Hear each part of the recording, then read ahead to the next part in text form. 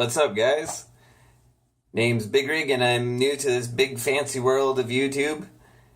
And so this is sort of my introductory video, I guess.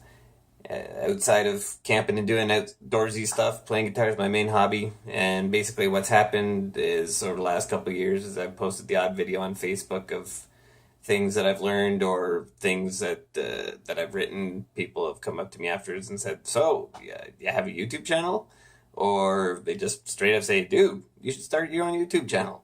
So here we are. I'm basically going to do my best Pete Thorne impression because that guy makes the best gear and video music videos on the web. Although sadly my playing is not quite at his level. And if you haven't heard of him, get his album Guitar Nerd and thank me later. Overall, outside of this video, I'm going to do my best to keep chatter to a minimum because one of my pet peeves when it comes to music and gear vids is guys who talk too much. And like half the time I just end up skipping through to wherever they start playing because when it comes to features for amps and pedals and whatnot, there's plenty of information on the web, like whether it's a website, forum, videos, other videos that other people have done, or maybe even the manuals from the websites for the gear. So I'm not really going to talk much about the stuff I'm playing, but I'll be happy to answer any questions that people have. I guess a quick rundown of my history with gear is I've been playing for a while now and probably spent about 15-20 grand over the last 15-20 years on various guitars and amps and whatnot. And the sort of crown jewel for a while there was my Diesel VH4, which is a really kick-ass amp. But the problem was I could never really play it at real volume because living in an apartment building, basically as soon as I played louder than a mouse fart, the building super would be knocking on the door.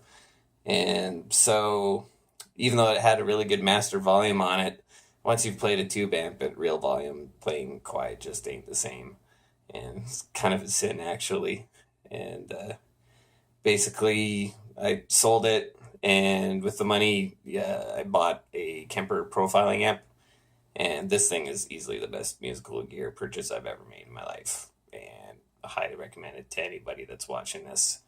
And basically I'm going to start off sort of doing some clips that show the Kemper's versatility, because it really can make any sound that you have in your head, no problem. And so I'm going to start off by just sort of doing demos of some different sounds. And then hopefully from there just go on to maybe posting some original material, maybe some tips and tricks for how to use the Kemper, or just guitar tips and tricks in general that I've learned over the years.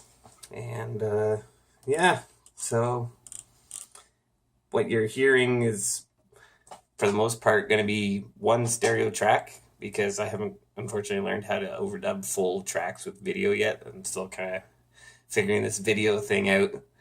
But yeah, it'll just basically be one stereo track. That's it. No post-processing in a program or in any other equipment, like no effects from Reaper or Pro Tools or anything like that. And most of the profiles that I'll be using on this thing are from either the rig exchange on the Kemper website or Pete's profiles. I don't really have much for effects. I have a whammy pedal and a Boss delay, and that's pretty much it. Have a tuner and a looper as well, but those don't really count as effects. And so, yeah, that's the main part for effects and amp sounds. I guess back here behind me I have my two main axes, which are Music Man Silhouette with Tom Anderson H2 Plus in the bridge and H1 Minus in the neck for pickups. And I also have an LTD baritone Explorer with EMG 81 in the bridge and 85 in the neck.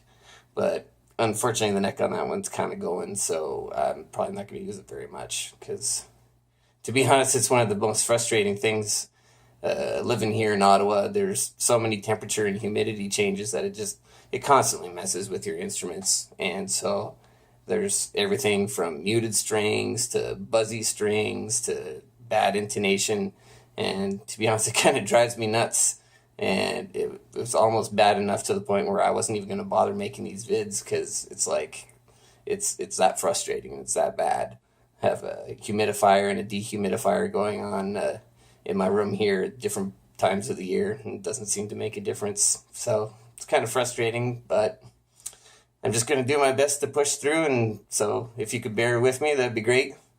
And so I've already talked too much already, but if you like any of the stuff that you're hearing, please give it the old thumbs up and subscribe to the channel. And yep, if you have any questions, just let me know and I'll get back to you as soon as I can. Cheers.